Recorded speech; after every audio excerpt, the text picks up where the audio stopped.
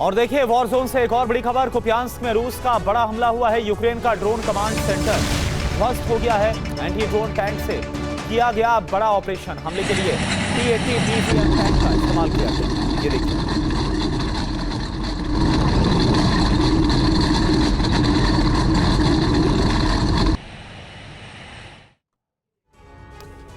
सर्दियों में यूक्रेन को तबाह करने के लिए रूस ने एक नया प्लान तैयार किया, लेकिन रूस ब्लूप्रिंट पर काम करे इससे पहले ही यूक्रेन ने पलटवार शुरू भी कर दिया।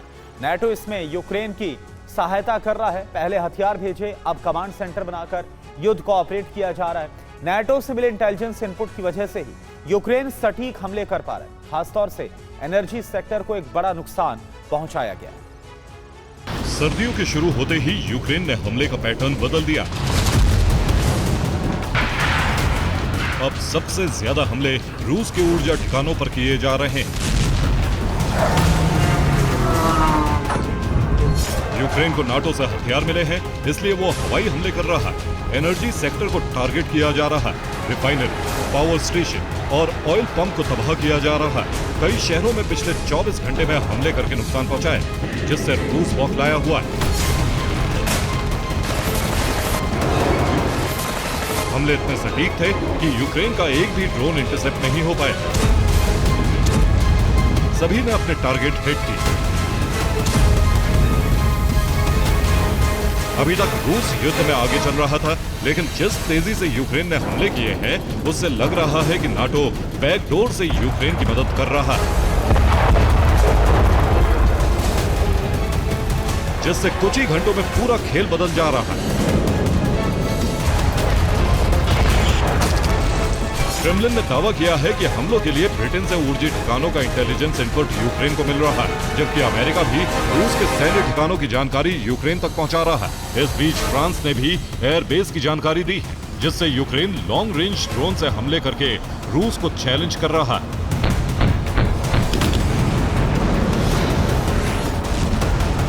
नाटो की मदद से यूक्रेन एक बार फिर से युद्ध में लौट आया। इसका सीधा अर्थ है यूक्रेन को हथियारों की बड़ी खेप मिल चुकी, जबकि नाटो ने सीक्रेट कमांड सेंटर यूक्रेन में खोला है। वहीं से रूस पर हमले की प्लानिंग की जा रही है। विंटर में रूस के प्लान को फेल करने की योजना बनाई जा रही है, जिससे रूस ज्यादा हमले न कर पाए और यूक्रेन के सरेंडर का प्लान पूरी तरह से विफल किया जा सके। यही वजह है इस बार सर्दियों में पिछली बार के मुकाबले विध्वंसक जंग के आसार। दोनों तरफ आसमान से खूब बारूद बरसे। ये सर्दियां युद्ध के लिए निर्णायक साबित हो सकती हैं।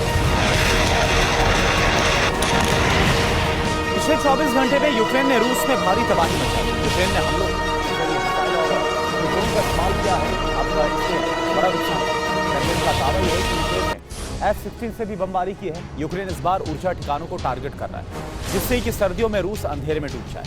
रूस के रोस्टोव में ऑयल पंप स्टेशन पर ड्रोन से अटैक किया गया और इसके अलावा खुर्स्क की गैस रिफाइनरी पर भी बम बरसाए गए।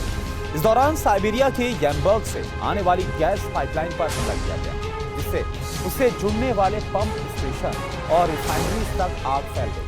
और इसी तरह के हमले बेलग्रोद में हुए हैं, जहां पर इन्फेंट्री ऑयल टैंकर को तबाह कर दिया गया, जबकि ऑर्नुक और ब्रियांस्क पावर स्टेशन को एक बड़ा नुकसान पहुंचा।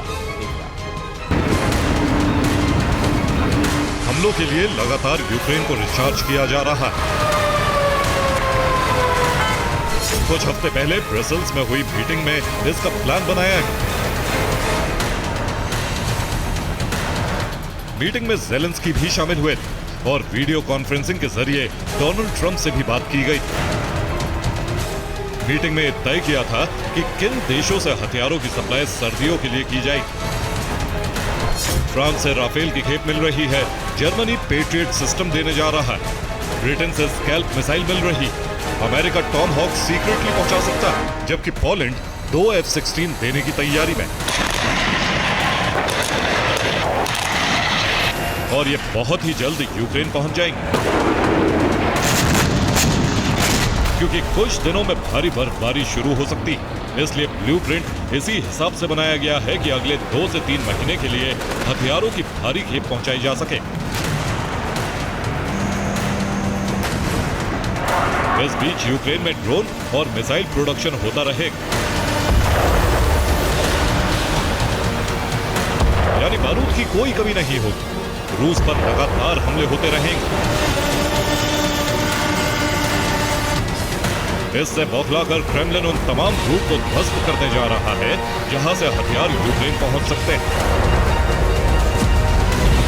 यूक्रेन ने हमले का नया पैटर्न शुरू कर दिया है, जिससे एक बार फिर डबल अटैक किया गया। कुछ घंटे पहले कुर्स्क की पैटर्न से हमला किया गया, जिसमें गाड़ी से भरे हुए ट्रक पर ड्रोन स्ट्राइक, जिससे ट्रक में आग लग गई। हमला उस वक्त किया गया जब ट्रक कुर्स्क रिफाइनरी के पास था। ऐसे में जलता हुआ जो ट्रक है रिफाइनरी में जा घुसा, जाल से बड़ा धमाका, जिससे रिफाइनरी को बड़ा नुकसान पहुंचा। 2 यूनिट पूरी तरह से तबाह हो गए। यूक्रेन ने इसी पैटर्न पर रूस में कई जगह हमलों को अंजाम दिया।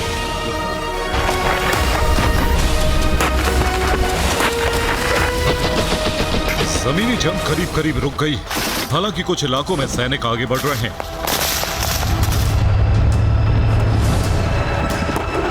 रूसी सैनिक यूक्रेनी पोस्ट पर कब्जा कर रहे हैं, लेकिन बर्फीली कीचड़ की वजह से काफी परेशानी हो रही है। लेकिन रूस ने जो प्लान बनाया है उसके मुताबिक रूस सर्दियों में ही यूक्रेन का सरेंडर कराएगा। इसके लिए जमीनी जंग रुकने के बावजूद भी हवाई हमले जारी रहेंगे। इसके लिए फाइटर जेट को फ्रंट लाइन पर लगा दिया। अब यूक्रेन के अहम ठिकानों पर ताबड़तोड़ बमबारी की तैयारी। नाटो को इसका अंदाजा है कि रूस सर्दियों में यूक्रेन में भारी तबाही मचाने वाला है, इसीलिए यूक्रेन भी बड़ी तैयारी कर रहा है। इसके लिए यूरोपीय देश मदद में जुट गए हैं। रूस के पास कहीं ज्यादा फाइटर जेट और बॉम्बर्स हैं। अभी तक रूस इन्हीं से हमला करके दहलाता रहा है, लेकिन यूरोप की कोशिश है कि किसी भी तरह से रूस को यूक्रेन में उलझा कर रखा जाए। यही वजह है यूक्रेन को विंटर में युद्ध के लिए फाइटर जेट की बड़ी खेप दी जा रही है। स्वीडन ग्रिपेन देने जा रहा है, फ्रांस राफेल देने जा रहा है, ब्रिटेन यूरो फाइटर पहुंचा रहा है, पोलैंड F-16 भेज रहा है। कुल 250 फाइटर जेट भेजने की तैयारी। कॉम्बैट हेलीकॉप्टर भी भेजे जाएंगे, मिलिट्री ट्रांसपोर्ट एयरक्राफ्ट भी दिए जाएंगे। बात यहीं खत्म नहीं होती। यूक्रेन को सैन्य मदद के नाम पर ये जेट दिए जा रहे हैं, जबकि यूक्रेन खुद भी कुछ जेट किराए पर लेने जा रहा है, जिसके लिए नियमों में ढील दी जा सकती है। अब यूरोप में सर्दियों में आसमानी जंग का सबसे खौफनाक चरण आरंभ होने जा रहा है।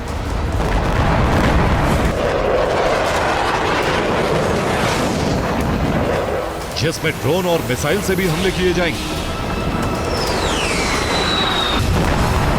लेकिन फाइटर जेट का रोल काफी अहम होने जा रहा है। Bureau report, TV9 Bharat.